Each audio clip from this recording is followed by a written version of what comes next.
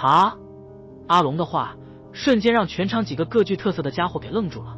从他们的眼神中，我看出了各种情绪，有鄙夷的，有惊讶的，有不可思议的，还有无所谓的。让我好奇的是，在这个长桌之上，竟然还有2位女性，其中一个虽然妆容虽然上的精细，但还是一眼就能看出来年龄，是个中年妇女。老鸨的称呼在我脑海里面一闪而过，不足为奇。倒是首位左边末尾上面的那个年龄约莫20多岁的女孩子，让我多看了2眼，不仅仅是因为她不止1.7米的身材和姣好的脸蛋，更因为她所处的职位。不好意思，让大家失望了，我叫梁小天，承蒙婉欣姐器重，有幸接替全哥，负责平川市烟花巷的生意，今后还请大家多多担待，都坐吧。在阿龙的示意下，我畏畏缩缩的自然不成体统，便端起了架子，坐在首座位上面。果然，当我搬出婉欣姐的时候，场上的8个人脸色都是变了变，当然变得比较整齐，多是畏惧之色。待8人落座之后，我便开口说道：大家之前有一些是跟着全哥的，也有一些是从其他地方来的，我不管你们的来路，只是希望今后在我的手下好好做事。当然，我不敢保证能带给你们什么，毕竟我也不知道我能在这个位子上面坐多久。不过我能做到的就是替婉欣姐打理好这片，还望大家能多多支持我的工作。没有说太多，这就算是我的就职演说了。虽然我没有调查，但是我很清楚，这8个负责人里面肯定不全是全哥以前的手下。如果真的是这样的话，那小雅怎么进来的？会议与其说是在我的安排下举行完的，倒不如说按照小雅草拟的流程走完的。什么各个负责人的介绍啊，每条烟花巷最近一段时间的生意和遇到的问题啊，诸如此类的。我说豆芽，哦不，小天，你说我们最近那个地方老被警察查，搞得我们生意都没法做，你说该咋办啊？会议举行完了，就是窃谈会了。说话这人显然是来挑刺的，而且知道我以前的绰号，显然是之前跟着全哥的负责人，当着这么多的面，虽然是口误，但是叫出我绰号显然是哗众取宠的。当然他也达到了他的目的。哼，我想你负责的地方肯定也不是第一次遇到这样的事情，这点小事都处理不好，还有脸向我汇报，我想你这个负责人也没有必要当下去了。我沉着脸，表情慎重，完全没有开玩笑的意思。小雅，去跟婉欣姐汇报一下情况，就说绿林路的负责人要即刻换人，新任人选我来负责。凭什么你说换就换？换了我去哪？之前叫嚣的年龄约莫25、6岁的家伙不爽地站起身来怒道。跟他关系比较好的3个人也纷纷附和道：小天，你还别真的把鸡毛当令箭，我们给你面子才让你坐在首位上，别不知好歹。够了！谁也没有想到，看似和善的我猛地拍了一下桌子。你们可要搞清楚了，你们是负责人，而我是地区代理人，我有权利教你怎么做，我同样有权利看你怎么做。再者，我能坐在这个首位上，不是你们给的面子，而是婉欣姐给的。你们要是不爽不服，大可以找他理论。今天我的话是放这儿了，你徐朗今天不给老子卷铺盖滚蛋，那就是我梁小天滚蛋。撂下这句话，我就在全场目瞪口呆的注视下走出了会议室。剩下的事情我不用去看，不用去想，由着他们去吧。一路上不说话，你不憋着慌吗？找了一个路边摊，我跟阿龙坐下，点了2、3个下酒菜，要了一件啤酒，心烦着。可跟在我身边的阿龙又偏偏一句话都不说。我能说什么？你是地区代理人，我没发言权。阿龙用有些冷讽的语调说着。是不是我今天的语气太重了？说实话，走出会议室的时候我就有些后悔了，我这第1天上任就把他们给得罪了，这今后的事情还怎么处理？不过我也想过，得罪了也好，让他们去找婉欣姐告状，最好能把我这个地区代理人的帽子给摘了。那样一来可以打破铁男的计划，二来我也可以获得自由。你要听实话？阿龙白了我一眼，咕咚了一大口啤酒。不然呢？我回给他一个白眼，拿起瓶子跟他碰了一下。如果真的能因此从这个位置上下来的话，就算我张狂，又算得了什么呢？哈哈！阿龙忍不住的笑出声，憋死我了！你没看当时徐朗那孙子的表情，简直是笑死我了。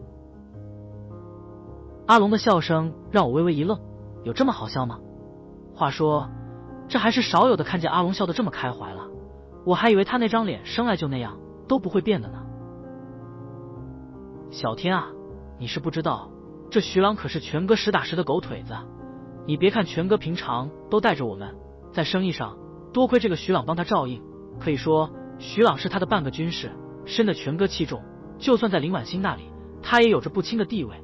这家伙也因此居功自傲，除了全哥，没有人他会放在眼里。我早就看他不爽了，可是又不能动他。你今天可是给我解气了，你看他那憋屈样，简直笑死我了。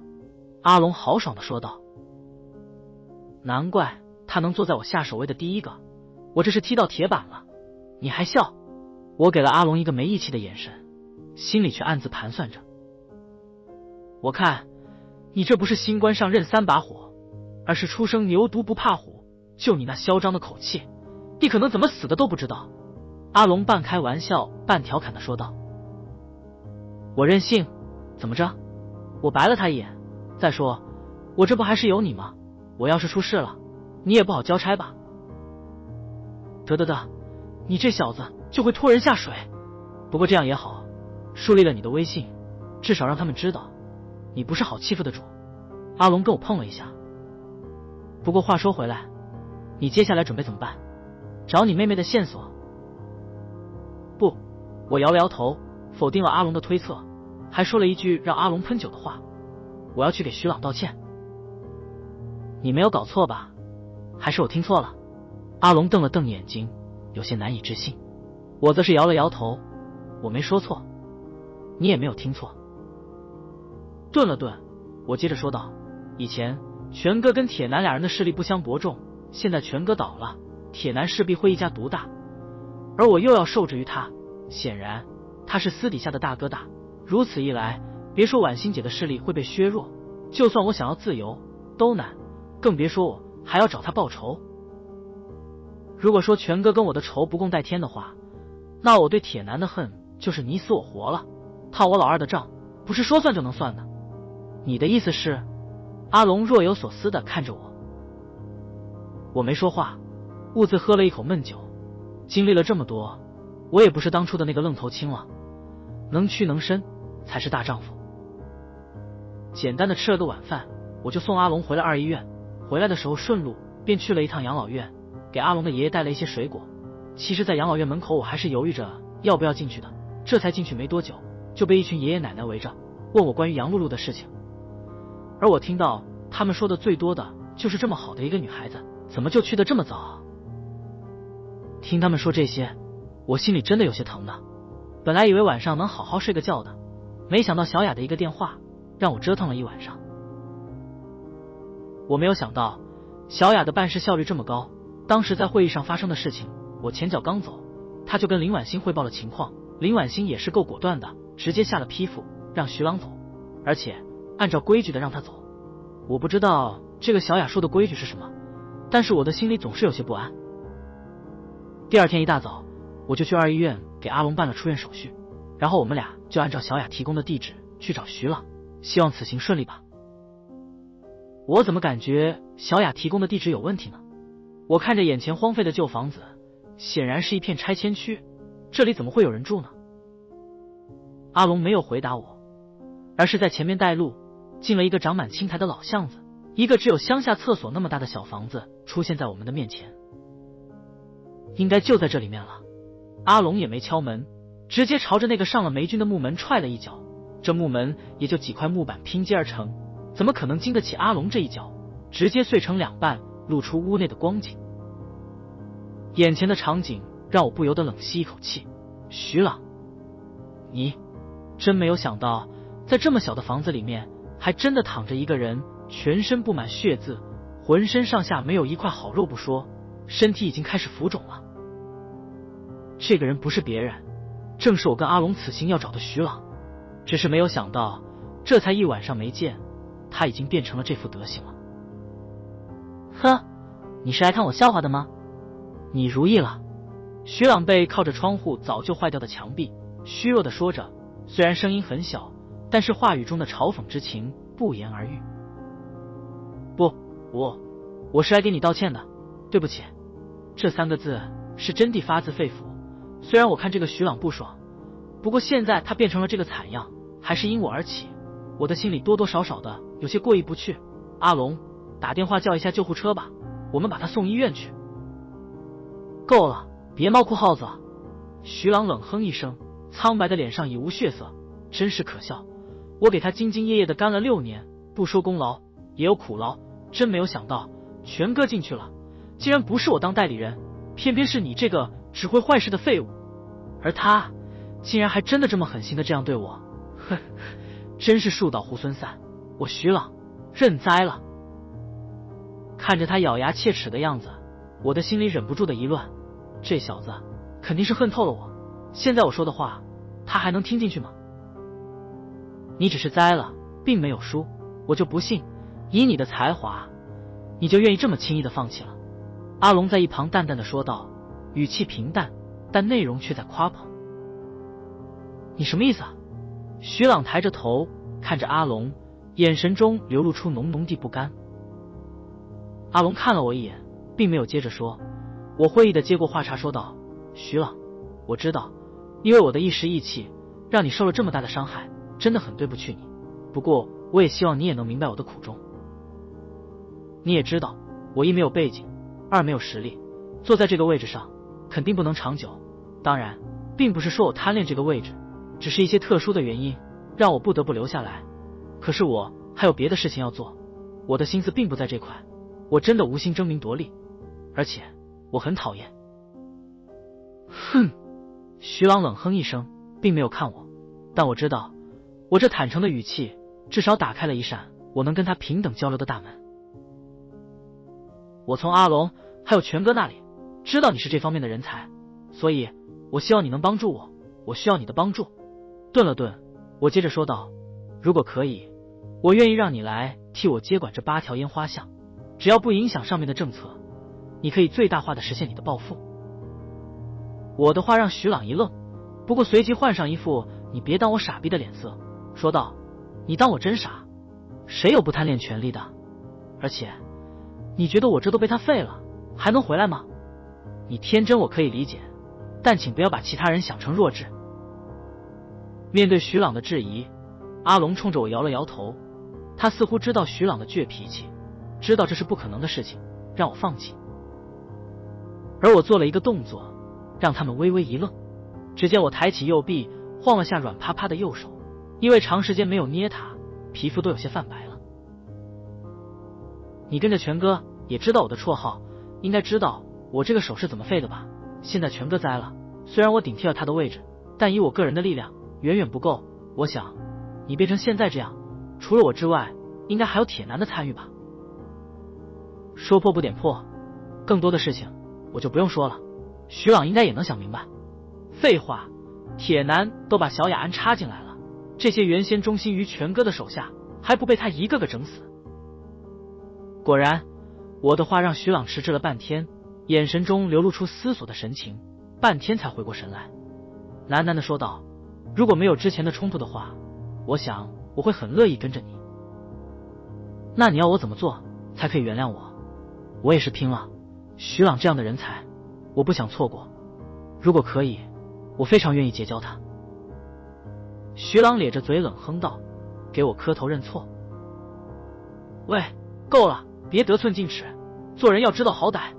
阿龙不耐烦地看了一眼徐朗，撂下这么一句话。我就这么一个条件，做不做由他，要不你替他。徐朗嘴欠地说道。你真是活该。阿龙准备动脚踹他，却被我伸手拦了下来，希望你能信守承诺。小天，你……阿龙惊讶地看着我走到徐朗的跟前，双膝跪地，不禁有些目瞪口呆。都说男儿膝下有黄金，怎能轻易给别人下跪？够了！我刚弯下腰，头还没着地，徐朗就叫停道：“我敬你是条汉子，今后我徐朗就跟你干了。”徐朗没有再抗拒，我跟阿龙安排了一下，把他送进了一个私人诊所。之所以不送去大医院，倒是出于徐朗的建议。原来昨天小雅将会议上发生的事情禀报给了林婉欣之外，还告诉了铁男。在林婉欣授意下，铁男出面收拾了徐朗。也难怪我提到铁男跟我有仇的时候，这家伙的表情会变化的那么大。据徐朗交代，铁男也是看中了他的才华，想要让他归顺。不过徐朗深知自己跟铁男合不来，怎么也不答应，这才遭到铁男的毒手。如果没有我跟阿龙的及时出现的话，可能徐朗就在那个小屋子里面自生自灭了。不过我倒是挺好奇的，小雅怎么知道铁男把徐朗扔在哪儿了？而且为什么会这么直接的告诉我呢？徐朗这小子确实伤得不轻，被人用刀片在身上划了不少刀，好在伤口都不大，就是流血多。医生也说这小子命大，能熬到现在，要是一般人早就见阎王了。我们本来准备等医生安顿好徐朗后再问他一些问题的，不过这小子睡过去了，医生也让我们别打扰，便只能作罢，只有抽空再来了。你小子也真是够任性的，不就一个徐朗要，虽然确实有点能力，不过至于你那样，阿龙替我有些不值得的说道。值得，如果可以找到妹妹的话，我觉得我做什么都值得。我肯定的回答道。我知道我的行为在阿龙看来有些没骨气，甚至有些软骨头，但是我很清楚我的内心，继父为我都丧命了，我为了找回我妹妹，这点耻辱算什么呢？绿萝路那一条烟花巷，就是我最后见我妹妹小凤的巷子，而徐朗就是那儿的负责人。表面上看，我这么低三下四的请徐朗回来，是看中了他的能力，其实不然，更重要的就是从他那里得到我妹妹小凤的线索，这才是我最关心的。你是个男人。阿龙重重的拍了拍我的肩膀，然后回他住的地方去了，留下我一个人瞎晃悠。下午的时候，诊所的医生打电话来了，说是徐朗醒了，让我过去看看，其实也就让我交钱罢了。好在阿龙走的时候给了我一个银行卡，上面有3万块钱，说是借给我用的，毕竟我继父刚刚去世，家里还要大笔花销，我也没拒绝，等我赚到钱之后再还给他。感觉好些了吗？我将水果放在他的床头柜上，算不上多亲切的问道。小天，谢谢你。让我诧异的是，徐朗开口便跟我道谢。应该是我多谢你，我就是一个愣头青，什么都不懂。婉欣姐让我打理她的烟花巷，纯粹是刁难我，能让你帮我，是我的荣幸。我也不含糊的说道，这些也都是大实话。你找我，更多的是因为你妹妹的事情吧？沉默了片刻，徐朗竟然单刀直入的问道，太过仓促和直白，搞得我都不知道怎么回答了。老这么沉默着也不好，我只好尴尬着脸色说道，你怎么知道？其实这事儿全哥有交代的，不管发生什么事情了都不能告诉你，不光是我，所有参与这件事的人都不可能告诉你。徐朗一本正经的说道。那如果我想知道呢？全哥之所以要瞒着我，无非是让我干着急，然后更好的听他使唤，当他小弟，给他当炮灰。看在你救我的份上，我就把我知道的事情都告诉你吧。不过你要答应我，千万不能告诉任何人是我说的。徐朗一脸严肃的说道。一定。真没想到我这想什么来什么，心里忍不住的一阵激动，赶紧的给医生塞了个红包，让他别让人来打搅我们，然后我就把房间的门反锁了。这诊所的隔音效果还是不错的。事情得从他的年度任务说起。徐朗口中的他无非就是婉欣姐了，只是徐朗提到的年度任务让我有些糊里糊涂，这是个什么鬼？每一年我们烟花巷都会向上面贡献出一批高质量的小姐，这就是所谓的上供。这些小姐主要由我们8条烟花巷的负责人负责挑选。徐朗顿了顿，接着说道，当时我们绿萝路本来已经选定了一个容貌身材都不错的女人，却在全哥的授意下换成了你的妹妹小凤。为什么会是我妹妹？她还那么小。我攥紧了拳头，咬着牙问道。我还真没有想到，我妹妹的失踪竟然真的跟这狗日的全哥有关系，而且还是他指使的。年龄不是问题，只要不是太小都没有问题。徐朗简单的回答了我，接着说道：“当时我还不知道全哥是想用你妹妹来让你死心塌地的给他做事，不过这向来是全哥做事的习惯，我也不能为傲，就把小凤交给了上面。那我妹妹小凤现在在哪？”我还是没有压抑住心中的怒火，紧张的问道。我也不知道。徐朗摇了摇头，我们只负责上交人头，并不会去在意，也不可能知道那些上供的人去了哪。如果你想知道，只能去问本地区的最高负责人了，连全哥都未必知道。本地区的最高负责人不就是林婉欣吗？可是他会告诉我吗？徐朗仿佛看出了我的心思，劝说道：“虽然我不知道为什么他会这么看重你，不过我能猜得出，这应该是跟你的妹妹有关系。如果你这么去问他的话，以他的性格，你非但得不到任何消息，还会被他所注意。”你说的对，他之所以不让全哥告诉我，想必是有他的考虑。如果我就这么去问的话，怕是会引起他的反感。都说伴君如伴虎，我还是隐忍一下的好。思前量后，我决定暂时不去问林婉欣，先搁置在那好了。不过我脑海里面倒是想起了一个地方，不过还没有确定，等这里的事情都处理完了，我再去找找看吧。安顿好了徐朗，我便回了自己的家。继父不在，老妈一个人在家一定会不习惯，只要没有什么特殊的事情，我都会回去住。一来是不让老妈感觉到孤单，二来家里总要有个男人不是。这期间我一直想去看望杨露露的母亲，可是我总没有那个勇气。等高考完了吧，怎么说我都答应过杨露露，替她照顾好妈妈。一夜无话，直到第二天中午的时候，我在学校宿舍碰到了不算太熟的人，阿翔，真的很像是一坨翔，听着就不舒服。不过这人倒也不简单，就是那个跟在铁男身边的那个瘦个子，先前铁男烫我深海巨蛮的时候，就是他脱我的裤子。对于他，我自然没有什么好感。铁男有事找你，跟我走一趟吧。阿翔看都没看我，直接撂下这么一句话，好像我是他小弟一般。我冷哼一声，丢下刚洗完还没有晾晒的衣服，跟在他的后面。如果真的论地位的话，我这个地区代理人是跟铁男平起平坐的，自然轮不到铁男手下的一条狗跟我叫唤。不过不得不说，这年头都是狗凭主贵，现在全哥倒了，铁男一家独大，他手下的那些狗腿子还不个个鼻孔朝天。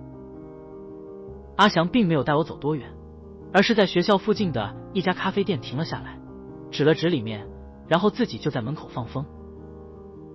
该来的迟早会来的，没有什么好意外的。我自我安慰着走进了这家名曰等一个人的咖啡店。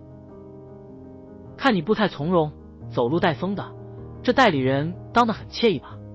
铁男一边搅动着白净瓷杯里面的咖啡，一边好整以暇地说道。哪有你那么舒服？我反驳了一声。说吧，你今天让我找我来，有什么事要我干的？哈哈，爽快！铁男豪爽地笑了一声。以前的事情是我不对，我给你道个歉。今天晚上阿翔会送一个人到你们那去，你们可要好好招待，最好你能亲自上阵，当然我会在旁边给你望风。不知道是什么人让铁男你这么上心呢？有了之前的约定，我根本就不能拒绝。不过我倒是蛮想知道是什么人让铁男这么兴师动众的找我来说，而且还非要我亲自上阵不可。晚上你就知道了，8点，夜不归 KTV。 铁男将搅和好的咖啡一饮而尽，然后拍拍屁股走人，留下一脸懵逼的我。特吗？这是坑老子请你喝咖啡？夜不归 KTV 所处的地方不算是我们平川市的市中心，而是郊区。如果我没有记错的话，负责这一块的应该就是上次开会的时候那个打扮妖娆的中年妇女，好像是叫凤仪。铁男不会无缘无故的找我，虽然他没有说，但我总感觉今天晚上会出什么乱子。我回寝室晾晒完衣服之后，我就跟阿龙打了一个电话，他也觉得事有蹊跷，二话没说的答应陪我晚上一起过去看看，这铁男葫芦里面到底卖的什么药。在不能完全肯定铁男动机之前，我肯定是不能轻举妄动的。真没有想到铁男竟然直接将人送到我的地盘上来，让我出马，这肯定不是什么好事。从徐朗那里我知道了一些关于铁男用人的习惯，就是身上不带点脏东西是不可能被重用的。而当我加入这个校武术社的时候，就已经入伙不干净了。不过相比于全哥和铁男，我的底子比较干净，又没干杀人越货的事情，这样铁男肯定不会放过我，一定会想方设法的给我抹黑，让我做些出格的事情。一个给他制造更多掌控我的把柄，二来防止我叛变或者围绕他的意思，稍有不顺他的意，他就可以毁灭我。铁男要的就是这种效果。想到这里，我深觉全哥的倒下并没有让我轻松太多，相反的，认识了一个城府更深的家伙。虽然他外表看起来粗犷，没有什么心计，却特么吃人不吐骨头。而我还想要找他报仇，一个全哥就让我失去了最爱的和最亲的人，我还拿什么跟铁男拼？还有什么资格替报仇？躺在床上，我却翻来覆去的睡不着。虽然表面上说我是这个地区的代理人，可是我觉得我根本就没有一点自主性，完全像是受人控制的木偶，或者连木偶都不如。一方面要承受着林婉欣的压力，另一方面却又要受到铁男的控制，夹在中间，令人窒息。更要命的是，一旦出了问题，我这个所谓的代理人直接被牵连进去，罪名不轻。午觉也没有睡，大半个下午就在床上折腾过去了，就连晚饭都是草草应付了事。晚上6点，我就朝着跟阿龙约定的地点出发了。阿龙今天穿了一件黑色的长袖，将自己身上的纹身给遮了起来，还戴着一个墨镜，浑然像电视剧里面一个浑黑社会的。相比于他，我倒是显得普通多了，看起来就跟一个丢在人堆里面找不见的高中生一样。说是8点，7点半的时候，我跟阿龙就来到了这家名叫夜不归 KTV 的大门口。我还不知道这个夜不归 KTV 竟然是一栋独立的楼房，足足有5层之多，看来投资不菲。难怪这里的负责人凤仪能打扮得那么富态，一看就是捞了不少油水。看什么看？未满18岁，严禁入内。还没站多久，门口走来一个高挑靓丽的女子，扯着嗓子对我驱赶道，搞得我异常尴尬。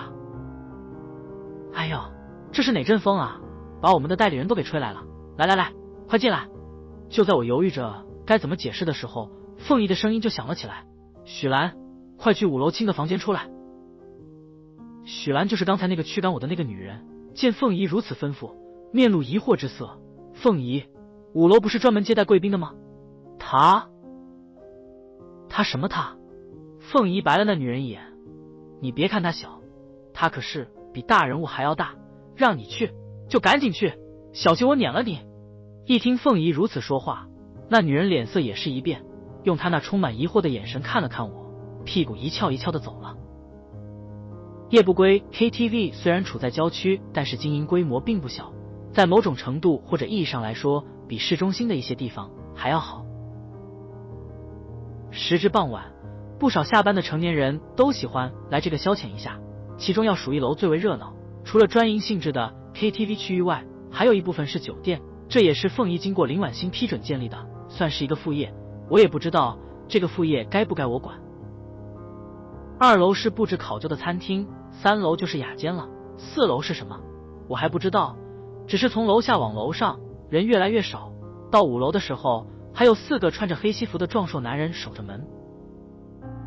凤仪，4个男人很有礼貌的跟凤仪打了招呼，将玻璃门打开，让我们一行3人进去。如果说前面几楼的布置比较算是高档的话，那么5楼绝对是奢华的存在。我也没有想到，在门口的时候还觉得很一般，但走过拐角，眼前的走廊布置都相当的雍容华贵，墙壁上各种看起来非常有艺术感的油画，走廊上放置的花瓶，连空气都是馥郁清香的，就连脚下踩的红地毯也是纤尘不染。这手笔真的不小啊！许兰在 V508 号包厢的门口等着，这也是我长这么大第一次来这么豪华的 KTV， 以前我跟杨浩去的那地方音响都是坏的。包厢内的光景就不一一赘述了，总是就是2个字：奢华。这也让我理解了许兰当时听见凤仪说在5楼准备个房间的时候那惊讶的表情，这等豪华包间确实不会轻易对外开放。值得一提的是，这个包厢有2部分，一部分就是我现在跟阿龙所处的 KTV 房，在这个房间里面还有一扇门，里面是一个大约40多平米的房间，里面的装修比我见过的最好的酒店还要好。不错，里面放着一张席梦思，还有沙发和独立卫生间。来不及惊讶太久，铁男就带着两个人来到了这个 V508 号房。我看许兰看这个铁男的眼神都不对，看似平静的眼光之下，总有一种脉脉含情的味道，想必铁男是这里的常客了。你们慢慢聊，我给你们安排点酒水。凤仪很识相的带着许兰退出了这个包厢，看来铁男应该是事先跟凤仪打好招呼了。凤仪刚走出这个包厢，铁男就跟带来的人使了使眼色，人会意的走出门外，把着门。这儿可比我的游戏厅待着舒服。铁男毫无形象的坐在真皮沙发上面，将自己的跑鞋脱了，脚搁在茶几上面，一股恶臭味传来，让我跟阿龙忍不住的皱了皱眉。既然舒服就多来坐坐，反正又不要钱，我暗讽的说道。哈哈，你这是在欢迎我吗？铁男好整以暇的问道。以前全哥在的时候，这儿他也没少来，但是全哥都不怎么知情，显然是凤仪从中作梗。现在全哥倒下，铁男还不想来就来。这货的脚臭味确实难闻，找了个远点的地方，我坐了下来。既然开门做生意，哪有拒人于门外的道理？哈哈，有意思。铁男豪爽的笑了一声，咱就不说这些拐弯抹角的话了。今天我来这里呢，主要是给你赔不是的。之前帮你解决了那么大的麻烦，现在再给你送个好货色。你看，之前的事情我们就一笔勾销了吧。一笔勾销？呵呵，真当我梁小天是白痴不成？费手之仇，说了就了。烫屌之恨，说完就完。再说，天下哪有白吃的午餐，只有白吃的陷阱，这一点我还是心知肚明的。铁男这小子城府不谨慎，而且还一肚子坏水，不提防着点，就很容易就着了他的道。以前是我不懂事，过去的事情就算了，全当是你给我的成长教训。我故作大方地说道。好，果真豪爽，来，带进来。铁男拍了拍手，包厢的门被打开了，阿翔带着一个头戴黑色丝巾布袋的女孩子进来。看这女孩子的打扮还挺性感的，虽然不是很成熟，但是她姣好的身材却足以让男人充满欲望。没有很大的罩杯，但也是要凸有凸，要翘有翘的，1.67米的个，站那就是一道风景，更别说双腿且长且细了。怎么样，光看这身材都知道是个极品货色吧？铁男在一旁咂着嘴巴说道。我咽了口唾沫，点了点头，奉承道：铁哥能看上的自然不会是什么普通货色，只是不知道铁哥你想我怎么做。这声铁哥叫的铁男神情一跃，笑道：这妞还是个厨，就让你好好调教她，只要你愿意，想怎么玩就怎么玩。这，我特么一愣，这怎么好像当初全哥跟铁男在游戏厅羞辱杨露露的场景呢？一想到这里，我的心里就忍不住的一阵烦躁，却又奈何发作不得。这妞还不知道我在这里，我想你也不想她知道这事是我干的吧？男人嘛，做事要敢做敢当。铁男没皮没脸的撂下这么一句话，然后就带着阿翔走出了这个包厢，临走还不忘补充一句：我还有事，就让我手下的人给你望风了，尽心啊，不然可对不起我的这一片苦心呢。妈的，见过不要脸的，没有见过这么不要脸的。铁男刚离开，我就忍不住的碎了一口，同时看向阿龙，你说我该怎么办？阿龙耸了耸肩，我这次来只是负责你的安全，既然你没事，那我就在外面等你。说完这句话，阿龙就朝着包厢外面走去。我靠，这么不够意思。这下整个包厢里面就剩下我跟那个双手被捆绑着头戴黑巾的女孩子了，一时间我也乱了分寸，这下怎么办？铁男送这么一个女人到我这里来，而且指定非要是我不可，显然是给我身上抹点黑，掌握点我的黑材料，好让他更好的控制我，还他妈美其名曰给我赔礼道歉，这他妈让我超级反感。虽然这并没有触及到林婉欣的利益，但是我这样一干下去，那完完全全就是下水了呀。可是我不这样做的话，显然是不给铁男的面子。这小子要是想搞我，以我现在的能力，那简直是易如反掌。正在我左右为难的时候，飞金蒙头的女孩子发出阵阵呜咽声，想着被蒙了这么久，肯定不舒服。我赶紧的上去将她的黑巾扯下，而就在扯开她头巾的下一秒，我瞬间石化。